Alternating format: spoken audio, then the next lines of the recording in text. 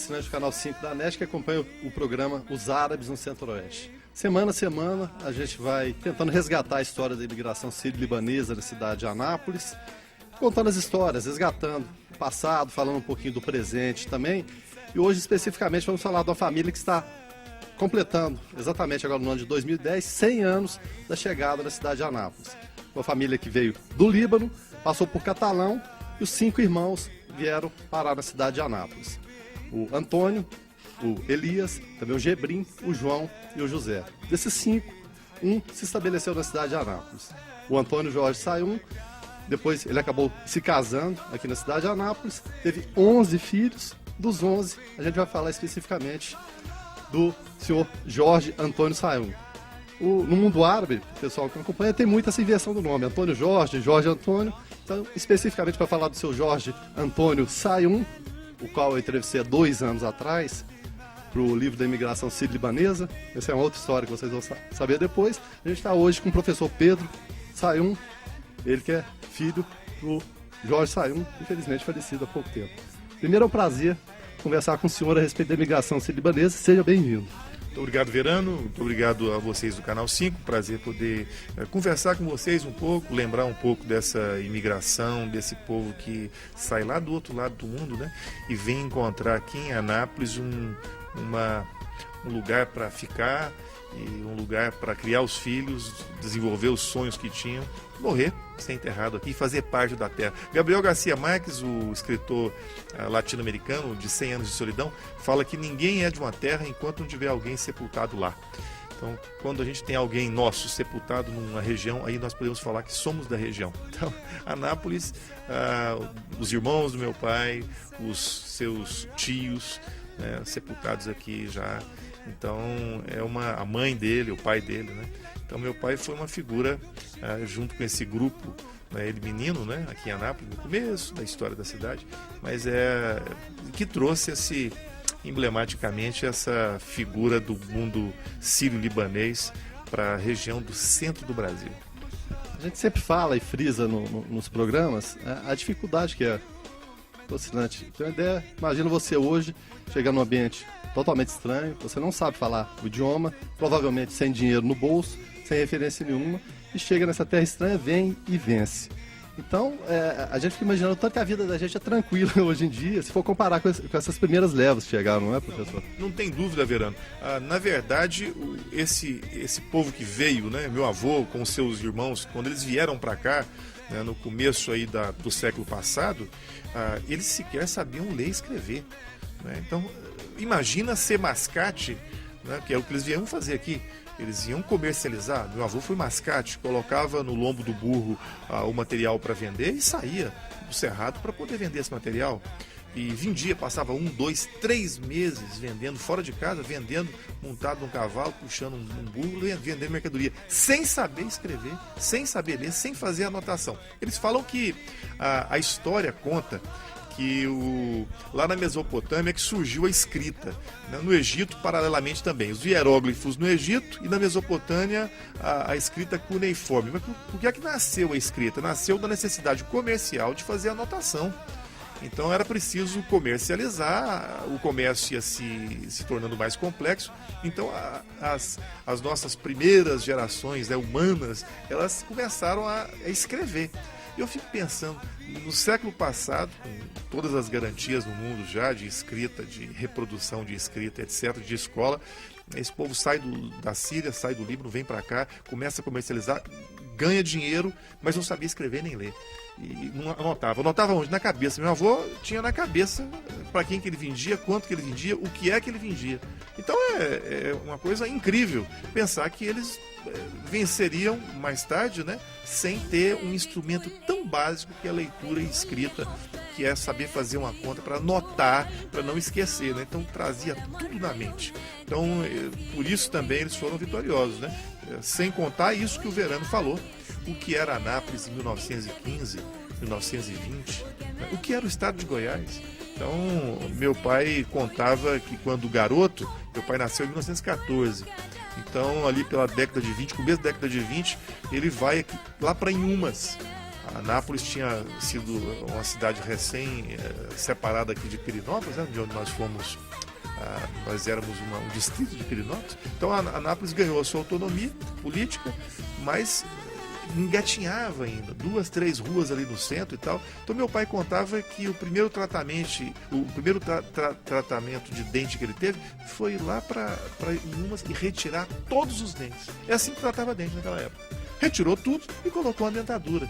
Então, imagina, é esse o mundo que nós vivíamos. Meu pai se formou depois em farmácia, veio para cá para ser farmacêutico. Ele brincava, ele dizia assim, eu sou um médico charlatão. Porque, na verdade, farmacêutico em Anápolis, final da década de 30, década de 40, apesar da medicina já existir na cidade, nós tínhamos médicos aqui, o doutor Anapolino Faria já fazia já exercia a sua profissão aqui, e outros tantos médicos, né? A gente até, desculpa ter o professor citando, doutor Amin Antônio, doutor Oswaldo Abranca, que veio um pouquinho depois também. Mas então, como o senhor estava dizendo, fazia às vezes de médico, né? Aquele médico de família, ia atender, tem alguma urgência aqui, vamos chamar o doutor Jorge, vira até doutor Jorge, de repente. É verdade, e ele virou doutor Jorge mesmo, né? As pessoas, meu pai doutor não tinha nada, né? Ele era farmacêutico, mas ganhou o status de médico, de doutor, né? Nem o médico, se você for olhar mesmo, ele não é doutor, né? Mesmo médico formado, ele não é doutor. Mas meu pai ganhou o título de doutor Jorge Sayum, e ele clinicava, ele dava remédio, ele tratava das pessoas. Era a figura do médico de família. Tenho certeza que algumas pessoas aí devem se lembrar disso. Algumas pessoas que não devem ser tão velhas, mas também não são novas demais, né? Não é moço mais, mas lembra dessa época. Me lembro que o doutor Pedro Canedo me disse uma vez, um caso pitoresco. O doutor Pedro Canedo teve um problema em uma das vistas e com a brincadeira perfurou a visão. Quem recuperou o doutor Pedro Canedo, salvou a visão do Pedro Canedo naquela época foi meu pai. É um tratamento farmacêutico para um homem que viria mais tarde a ser médico oftalmologista, né? Pode ter tido até influência em relação a essa formação, com certeza. Eu acho que nós teríamos que conversar com o Pedro Canedo, doutor Pedro Canedo, para saber, mas é uma coisa assim muito pitoresca, né? Pensar nessa relação, nessa atuação de profissionais, de gente que adotou a terra de todo o coração, o país com todas as suas forças, fez desse país o país deles, né? Aqueles primeiros. Meu pai não, meu pai foi nascido aqui na Rua Manuel da Abadia, não tinha hospital, meu pai nasceu numa casa, né? Na Rua Manuel da Abadia em 1914. Então Anápolis não tinha 10 anos de autonomia financeira, de autonomia política, né? Então é uma história muito interessante, dá pra gente recordar muita coisa. Bom, dessas recordações todas, o que mais marcou vamos colocar aqui entre aspas, o doutor Jorge Sayum, em relação à convivência que ele teve com os anapolinos, as primeiras dificuldades. A gente sabe que sempre tem um pouquinho de preconceito, a gente já explicou em outros programas, e muitas vezes os imigrantes sírios-libaneses eram taxados de turco, mas na verdade porque eles vinham com passaporte carimbado da Turquia, eles vinham saindo muitas vezes da perseguição do Império Otomano, da história de Primeira Guerra, né? Que a gente já historiou até em programas passados. E ele relatava, eu vou até me permitir chamar de você aqui, professor, essas primeiras dificuldades, como que foi a acolhida do povo anapolino em relação à família Sayum aqui na cidade de Anápolis. Olha, interessante, das histórias que meu pai contava para nós, e que eram histórias, algumas que ele vivenciou, porque ele foi contemporâneo daqueles que receberam os árabes aqui no começo, né? Meu pai foi contemporâneo do Aquiles de Pino, coronel Aquiles de Pino, que comandava a política na região, não só a política, né? Mas era o banco, economicamente falando. Estava na mão dele, né? A estrutura toda na mão dele, né? Induspina e tal. Mas meu pai conviveu não só com ele, mas com todos aqueles que faziam política, aqueles que tinham as suas profissionais liberais que aqui exerciam a sua profissão. E meu pai conviveu também com eles, aqueles mais velhos da época de meu pai menino, né? Então meu pai, uma coisa que ficou muito marcante nas histórias que ele nos contava era a acolhida que foi dada pelo chefe político local, coisa que não aconteceu nas outras cidades onde pelo menos a família do meu avô, onde eles passaram. A acolhida nem sempre foi uma acolhida calorosa, boa. Eu me lembro de ter meu pai citar aqui Jaraguá, citar o próprio Catalão, algumas outras regiões que essa ideia dos turcos, né? E o árabe não gostava de ser chamado de turco, pelo contrário. Mas a Rua dos Turcos, até hoje a gente tem, General Joaquim Inácio, a Rua dos Turcos, uma cidade latino-americana, não é nem só brasileira, ela tem a sua Rua dos Turcos. Então aqui tinha a Rua dos Turcos, e o turco e o turcão, né, que as pessoas chamavam o Turcão, o Turco. Mas uma coisa que meu pai dizia, que fez a diferença para eles, para aquela geração que ele conheceu e que veio da Síria, veio do Líbano, foi a acolhida do coronel Aclis de Pina. O coronel não somente recebia bem, mas ele emprestava dinheiro, ele fazia parcerias comerciais. Então, meu pai tem boas recordações. Embora, politicamente, uma boa parte desse, meu pai, inclusive, não tenha sido aliado do coronel. Meu pai não foi aliado do coronel Aclis de Pina, mas tem boa recordação dele. Então era independente de ideologia política. Independente. É interessante a gente falar, a ideologia política ela, fica assim numa nebulosa, né? Até hoje é uma coisa complicada, você fala de um partido, fala de um grupo político, a gente nem sabe, às vezes significa uma coisa contrária daquela que você está dizendo, mas naquela época existia uma força do coronel, era o coronelismo, né? Coronelismo foi um movimento que ganhou o Brasil inteiro, mas o coronel era muito receptivo aos árabes. Então o coronel Aclis de Pina, ele teve essa virtude, vamos dizer assim, essa visão, né? A visão dele era comercial, a visão dele era, vamos dizer, humanista num certo sentido, não importa de onde veio para cá, veio produzindo, e isso é que é importante. Então o coronel recebeu bem todos eles. Meu avô deu esse testemunho, meu pai reproduziu esse testemunho. Inclusive, eu vou até abrir aspas aqui, na primeira entrevista que eu citei aqui, no início dessa entrevista sua, ele citou exatamente essa acolhida da família Pina, né? Como foi bom isso aí, para quebrar essas barreiras, inclusive citando o fato que você falou aí anteriormente, diz que teve parte da família, ou parte de conhecidos, que iam para outras cidades, aí o coronel local, vamos colocar dessa forma, falava, eu não quero saber de turco na minha cidade. E talvez essa tenha sido a grande bênção da cidade de Anápolis. Porque a gente vê cidades muito mais antigas, como o senhor citou, Pirinópolis, por exemplo, Corumbá, pararam um tempo. Anápolis alavancou a partir da imigração e da acolhida que deu para os imigrantes. Eu não sei se eu concordo com essa colocação, o professor sabe bem mais que eu, mas eu vejo bem nesse contexto. Eu concordo com você. Pelas coisas que eu já ouvi, pelas histórias que a gente sempre ouviu, desde pequeno eu ouço as histórias, os casos que eles contavam, né? Meu avô andava por esse estado inteiro.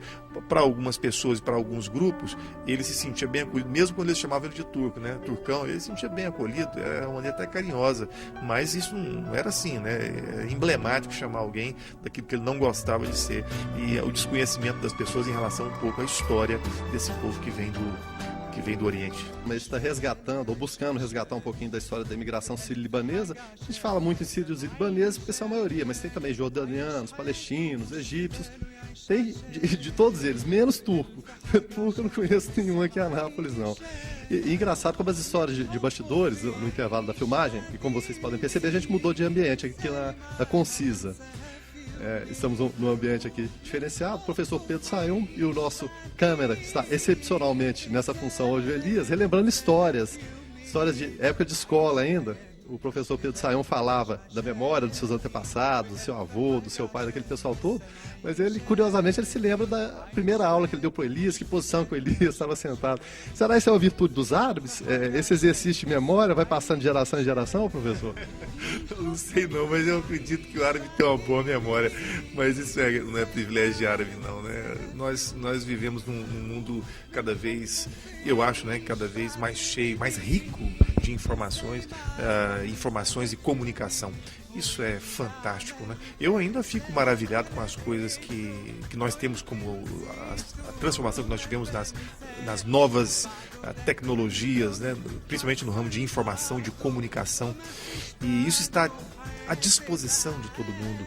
Na minha época nós tínhamos os livros, mal e surradamente o livrinho lá da sala de aula. Hoje o computador traz tudo quanto é tipo de revista, de artigos, de textos, de flyers, o que você quiser. E não é só a palavra, mas é a imagem, né? Eles falam que a grande revolução do computador não é a palavra, é a imagem que ela trouxe. E as pessoas então deixam de pensar por palavras e passam a pensar por imagens. E isso é uma coisa muito recente. Os primeiros computadores foram instalados há pouco mais de 1990 e começa o computador doméstico, vamos dizer assim, se espalhando pelo mundo. No Brasil foi mais recente ainda que isso. Mas é fantástico. A história, como você disse, Queria resgatar uma palavra aqui, o Verano, eu perguntei se ele era professor de história, porque ele sabe muito de história, gosta da história, mas você que está nos ouvindo e nos vendo hoje pelo Canal 5, eu queria te dizer uma coisa que um estudioso lá do século XIX, meio fora de moda, citado, que é o Marx, né? Mas eu vou citar. Marx dizia assim: a história é a consciência da humanidade. A história é a consciência da humanidade. Quando o Ahmadinejad fala que não houve holocausto... Vou abrir um parênteses aqui. Ele conseguiu falar Ahmadinejad e sem tropeçar. Eu também, eu fui na empolgação aqui, consegui também, mas é duro falar o nome. É quase um trava-línguas, né? Quase um trava-línguas. Nosso povo, eu acho que até vocês deveriam dar uma volta na cidade para ver se o povo consegue falar o nome dele de primeiro, assim. Eu vi um programa, ninguém conseguia, é impressionante. Mas eu fico pensando, ele está lá no Irã, governando de forma ditatorial e dizendo que não houve holocausto, né? Não, ninguém matou judeu na Segunda Guerra Mundial. Isso foi uma invenção do judeu. Ora, que é isso?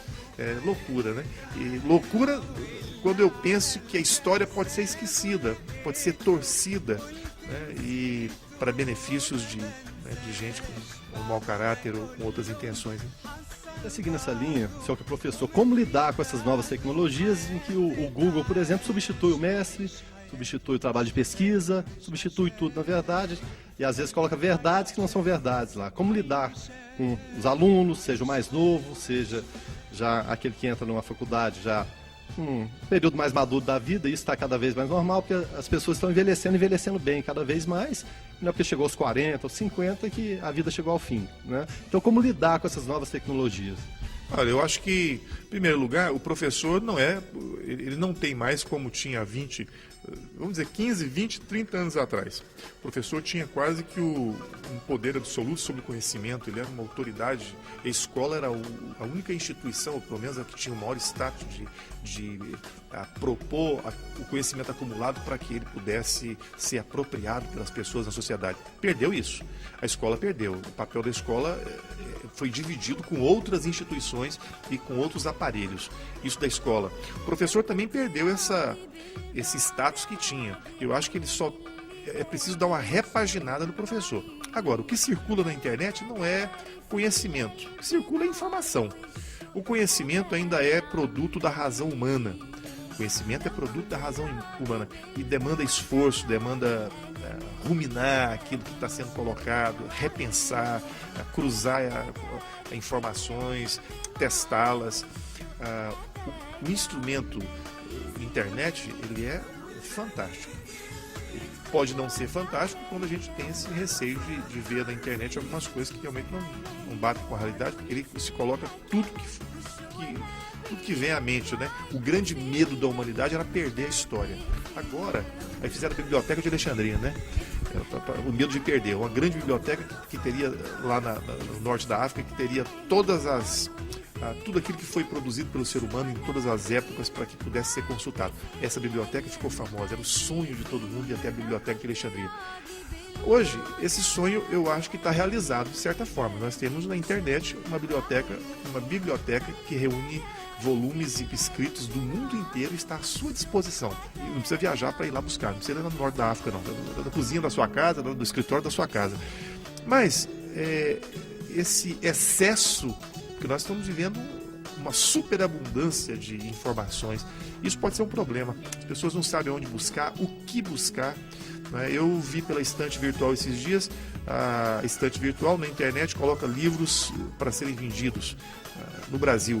Eu não vou à livraria para comprar livro mais, eu compro pela estante virtual, ela tem hoje em torno de 28 milhões de livros para serem comprados, comercializados. É um negócio impressionante. Eu compro, chega na minha casa pelo correio, fazendo propaganda para eles aqui, mas não tem nenhuma participação lá não. Eu ia falar que era coisa de árabe, né? A gente está vendendo aí, deve ter alguma participação. Senão a gente ia colocar o professor para passar no caixa daqui a pouco. Eu queria 5%, né? Mas essa é uma pergunta boa, instigante, e como é que nós vamos fazer daqui para frente? Eu acho que o aluno nosso está mais exigente, o professor ele precisa ver novas técnicas, novos modos para poder se comunicar melhor, prender a atenção do aluno, fazer com que a educação seja algo prazeroso. A gente não pode pensar que educação, diferente de outras atividades, é uma atividade chata, complicada, difícil. E às vezes as pessoas fazem da educação isso mesmo, né? uma atividade chata, e etc., mas ela precisa ser necessariamente, eu costumo dizer, prazerosa. Aí a gente vai aprender por consequência. Outro detalhe, até indo nessa linha, o árabe sempre preza muito aquela tradição, né? Muitos deles, infelizmente, não conseguiram pegar o domínio da língua, porque muitos, inclusive, por causa daquela pecha de turco, tinham medo de ser taxados, os filhos serem, de repente, perseguidos pela perseguição que já veio, aquela milenar, uma coisa que acabou não acontecendo. Então, a questão da linguagem, voltando até no tópico da internet, me preocupa muito, eu acho que deve preocupar o senhor, é uma nova linguagem que está se formando, diferente da língua portuguesa, toda cifrada. Muitas vezes eu vou conversar com amigos ou com pessoas mais novas, eu simplesmente não consigo entender o que eles estão querendo transmitir. Então, o medo de muitas pessoas, alguns pesquisadores já até falaram isso, é de uma nova linguagem mundial seja criada, que todo mundo vai entender todo mundo, através de uma coisa que não é inglês, não é português, não é árabe, não é nada, na verdade. É simplesmente uma linguagem de internet. Então, isso me preocupa e eu acho que deve preocupar muito mais ainda o senhor como mestre. Né? Eu nunca pensei por nunca vi essa questão por esse lado. Acho que a linguagem, ela carrega uma cultura. Quem tem uma linguagem, e todos nós temos, nós carregamos com essa linguagem valores, uma visão de mundo, né? O fato de falarmos português e nos comunicarmos em português não quer dizer apenas que nós nos comunicamos e o instrumento linguagem foi necessariamente importante por causa dessa comunicação. Não. Através da linguagem nós carregamos todos os valores histórico e culturalmente produzidos. Exemplo, um amigo meu um dia me disse assim: professor Pedro Sayun, o povo seu aqui em Anápolis é muito religioso, né? É, o povo é muito religioso. Você foi a alguma igreja? É muita igreja, né? Eu falei, não é isso não. Eu estava ouvindo o que vocês dizem. Tudo que vocês dizem, falam, tem Deus. Vai com Deus. Como é que está sua mãe? Graças a Deus, muito bem. Nossa Senhora, ouvi hoje uma entrevista, Ave Maria. Carregado de elementos religiosos. Então a linguagem traz isso, né? Aqui cabe aquela anedota, aquela piada, né? Você é religioso, meu filho? Não, professor, eu sou ateu, graças a Deus. Então, quer dizer, não cabe um negócio desse. E é interessante porque passa a ser um elemento sociológico. Né? Você olha para a nossa realidade e a linguagem denuncia, ou anuncia, ou proclama quem nós somos, muito mais do que comunicação. Ela não acaba nunca, não tem jeito de acabar. Ela se funde conosco. Eu me lembro daqueles textos sagrados, né?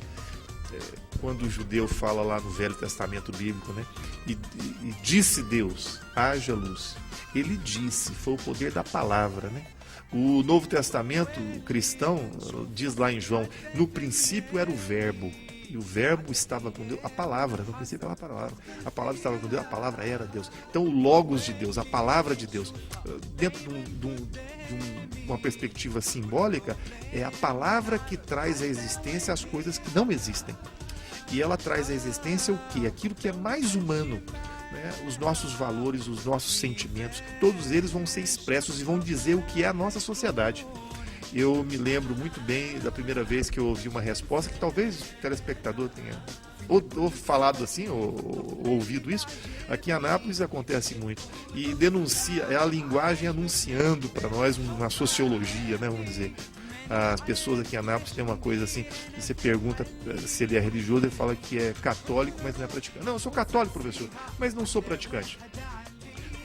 E a gente aceita isso como resposta, mas peraí, ou você é praticante, você é católico ou não é católico. Não tem jeito de ser católico e não ser praticante. Você joga futebol? Jogo, mas jamais chuto na bola. Pega na bola, então é goleiro. Não, também não pega na bola, então você não joga futebol. Professor, eu estou meio grávida. Não, você não está meio grávida. Você está grávido ou não está grávida. Mas aqui a gente aceita como resposta o católico e não o praticante. E eu digo que Anápolis, como tem muito evangélico, eles inventaram uma coisa mais ou menos similar, e a gente aceita também como resposta, que é o crente desviado. Você é o quê? O cara fala assim, eu sou crente, professor, mas estou desviado. São duas categorias que não existem, mas é a linguagem dizendo para nós de um tipo de gente, de um tipo de perfil, de um tipo de cultura, de um valor. Isso não vai acabar nunca. Então, nesse sentido, eu não tenho receio. A linguagem cada vez vai se fortalecer mais. A linguagem de internet, a tendência é... Como um boy na alma de professor, ver erros de grafia, por exemplo? Eu nem chamaria de erro. Aquilo que os mais jovens estão fazendo, e outros estão copiando, etc. Não é nem erro, né, Verano? É um negócio completamente, o que você disse, é meio que fragmentando uma linguagem e fazendo emendas e abreviações que a gente fica... Mas, a princípio, eu não vejo nisso um problema. Acho que até é uma maneira rápida de se comunicar, né, do ponto de vista de comunicação, está excelente. São símbolos, não tem problema nenhum. Falamos um pouquinho da história da família Sayum, estamos com o professor Pedro Sayum aqui hoje, falamos do seu pai, seu Jorge Sayum. Eu quero até lembrar de um fato, de quando eu estava entrevistando ele há cerca de 2 anos atrás, e no bloco anterior a gente falava muito de modernidade, e ele como farmacêutico que era, eu cheguei a perguntar para o seu Jorge o que ele achava da evolução dos medicamentos genéricos, aquela coisa toda, a velocidade da informação. Ele virou para mim e falou: meu filho, não deu tempo de eu digerir isso ainda não. É tudo muito rápido, passa tudo muito rápido, então eu não estou muito preocupado não. Se é para curar, se é para o bem, então seja bem-vindo. Então isso foi, assim, um fragmento veio aqui na minha mente agora, da entrevista que eu fiz com ele. O que é que mais marcou na criação do seu pai, seu Jorge, e convém aqui a gente falar também da sua mãe, a dona Lloyd, porque muitos falam muito dos pais, a presença masculina, mas a presença feminina também é fundamental em qualquer criação. Num lar de descendência árabe, tá certo? Seu pai não nasceu lá, mas veio dessa descendência.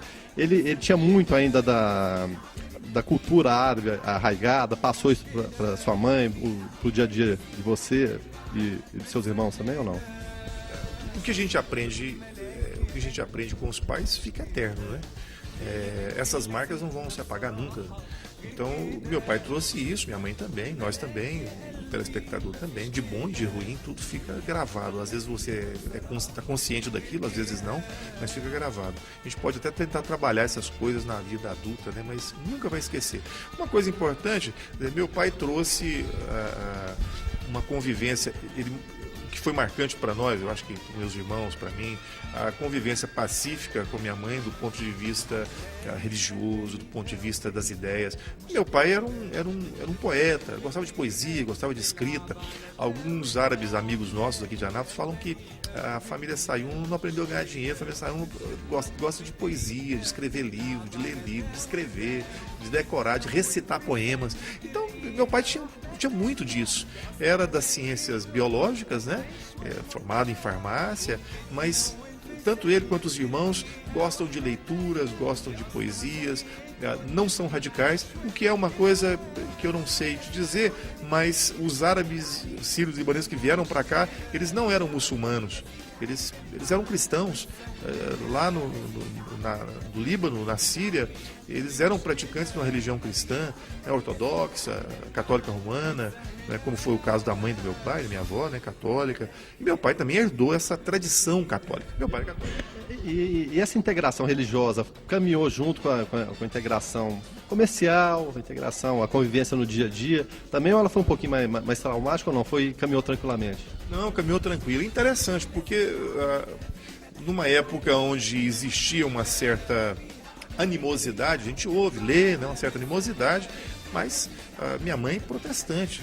Minha mãe veio de Minas Gerais, uma família de professores, uma família de gente, professor Brasil, né? Fala a família da minha mãe, professor Salvador dos Santos, né? Deu aula aqui em Anápolis, tiveram escola, tem nome de escola pública aqui da família dela, né? Minha mãe a vida inteira trabalhou no magistério, então era um povo protestante, né? Minha mãe depois presbiteriana, meu pai católico, aqui do Bom Jesus, mas nunca tiveram uma discussão a respeito de religião. Pelo contrário, né, afunilou tanto a fé da minha mãe quanto do meu pai, afunilou para a questão do livro. Né? Meu pai adorava a Bíblia.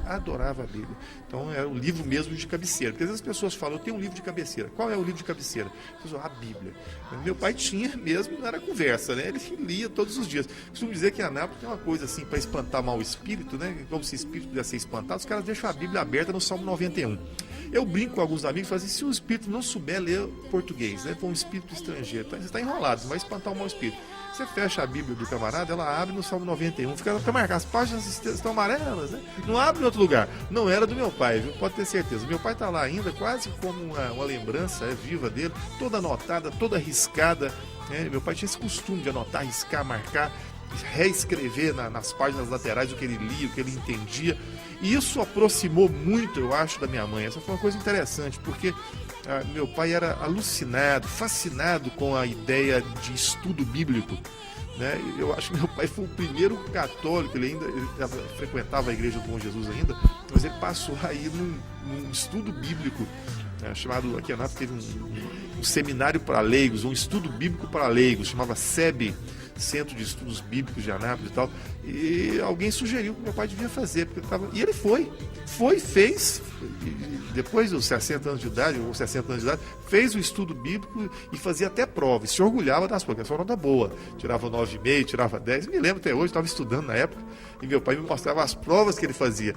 Então, agora há pouco, o Verano falou que hoje, com 40, 50 anos, a vida não acabou, tem muita coisa. Olha, meu pai provou isso já há um tempo atrás. Meu pai lá com 60, quase 40 anos atrás, meu pai com 55, 60 anos, a vida estava começando para ele. E, de verdade, né? Estava fazendo tudo do zero e empolgadíssimo com a vida.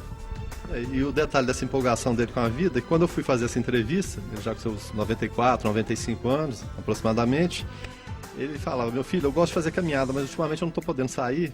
A Lóide fica preocupada, eu caí, a Júlia fica preocupada, Pedro, meus filhos ficam preocupados. O que eu estou fazendo? Eu conto os passinhos aqui, eu começo da porta da sala, começo a contar os passos, vou até a cozinha, volto. E nos bastidores aqui, antes da entrevista, o Pedro falava isso aí, né? Falou: meu filho, dei 200 passos hoje. Então a gente até se emociona, e eu me emocionei quando ele falou isso aí, daquela força de vontade, né? Tá vendo ali? Cidadão próximo do fim, quer dizer, na verdade, todo mundo está próximo do fim a qualquer momento, mas naquela idade e com aquela disposição e a vontade que ele falou, né? O orgulho que ele falou de falar: consegui dar 200 passos hoje, amanhã eu vou ver se eu consigo dar 220 passos. Então isso emociona a gente e acho que traz muito dessa força de vontade do imigrante árabe, né? De lutar o tempo todo até o fim da vida. E assim foi com ele também, né, Pedro? Foi com ele nunca se acomodou. Aliás, era uma palavra que ele usava muito nos discursos dele familiares, né? Um discurso contra a acomodação. Abrindo outro parênteses aqui, tinha aquela coisa da mesa árabe farta, de reunir os filhos no dia de domingo com vocês também? Aliás, não só no domingo, almoço era uma coisa sagrada, né? Sempre foi. Então era aquela coisa de sentar esperar todo mundo chegar para sentar à mesa para poder almoçar. A janta nem tanto, né? A janta era meio que picado, cada um chegava e comia, etc. Mas o almoço não era só no domingo, não. Eu para fazer questão disso. O povo árabe tem essa ideia de família como uma coisa assim bem sagrada, bem brasileiro também, né? Nós temos nós ainda trazemos esse valor muito forte, né? O valor de família, essa ideia da família nuclear, o pai, a mãe, os filhos reunidos, etc. O pai e a mãe podendo instruir os filhos, etc. Então, meu pai trouxe isso, uma família patriarcal. O povo árabe tem essa linha patriarcal, né? Embora o meu avô não vivia fora, né? Eu voltava, passava 2, 3, 4 meses viajando, fazendo venda, depois voltava, minha avó já tinha tido um filho que nem tinha visto. Falou: nasceu um filho seu aí, eu trazia o filho para ele. É verdade, era desse jeito. Meu pai não, né? Lógico, era outra profissão, os tempos já eram outros, né? Mas a família patriarcal, o homem como centro, o sistema nervoso central, o eixo fundamental da família, acho que isso também foi reforçado com o tipo de família que nós temos no Brasil, a família patriarcal, né, com o homem como figura central, que foi se modificando, lógico, né, mas permaneceu, no meu caso, a nossa família permaneceu muito. O meu pai tinha essa visão, esse jeito de tratar com os filhos, né, querendo todo mundo muito perto. A árabe tem muito disso, né, porque os filhos, todo mundo cria aquela ideia que vira senso comum: nós criamos para o mundo. Não, o árabe não cria para o mundo coisa nenhuma, ele cria os filhos para ele mesmo. Então ele quer que fica todo mundo, se puder construir uma casa aqui ao redor, um monte de casa e botar os filhos tudo junto, ele põe. Essa é a ideia do árabe, né? Não tenha dúvida. E outra coisa também que eu noto muito nas entrevistas é o quê? Aquela necessidade, muitos deles não tiveram estudo, mas fazem questão do filho ter o estudo. Só não estudou quem não quis, na verdade. Todo o esforço era concentrado no sentido de: vamos dar condição, você vai estudar, você vai ser um doutor, vai ser alguém na vida. Tinha aquela concepção ainda meio arcaica que seria fundamental o diploma para poder ser mais bem aceito em relação à população local. Isso foi marcante. Eu não sei te dizer se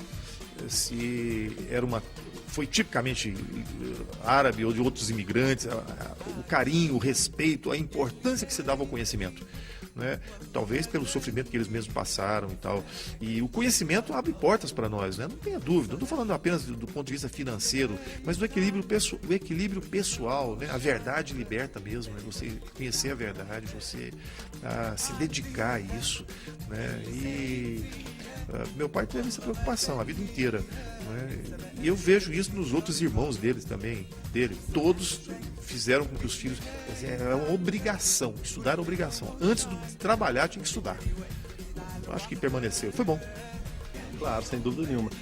É bom lembrar, até historiando um pouquinho a respeito do seu Jorge Sayum, ele chegou a ser vereador aqui na cidade de Anápolis, exatamente, anos 40, anos 50. Ele influenciou o senhor a seguir nessa linha política ou não?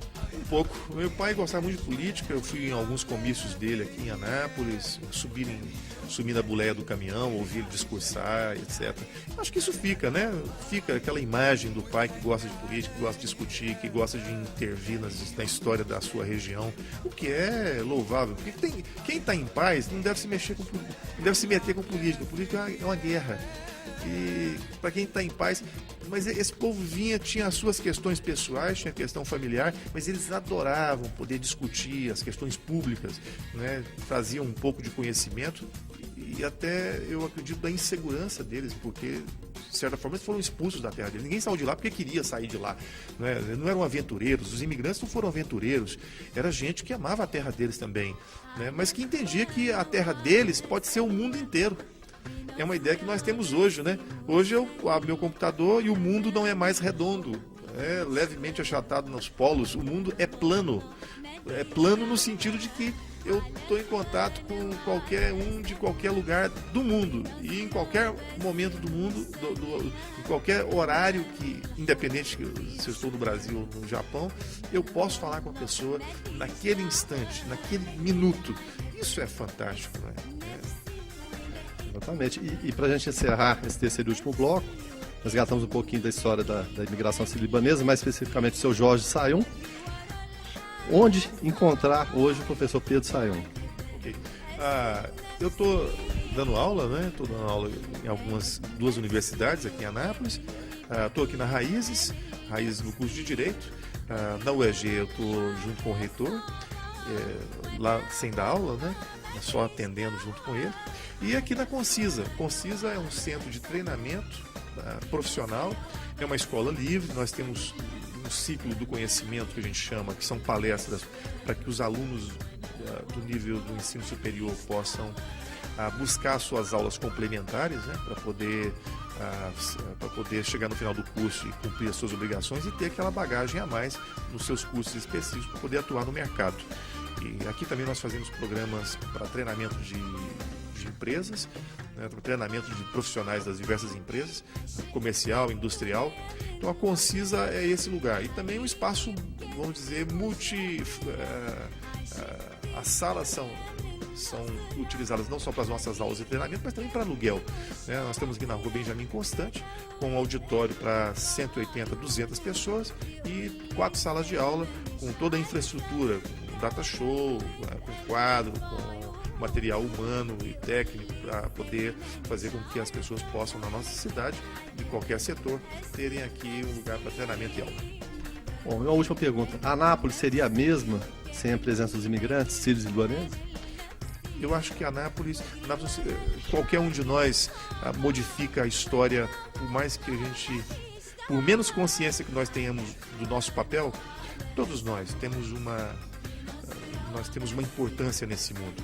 Queria lembrar aqui uma coisa que eu ouvi dos escritos lendo, né, do Martin Luther King. Martin Luther King foi um pastor da Igreja Batista dos Estados Unidos que na década de 60 lutou contra o racismo, né, nos Estados Unidos, o apartheid americano, né, norte-americano.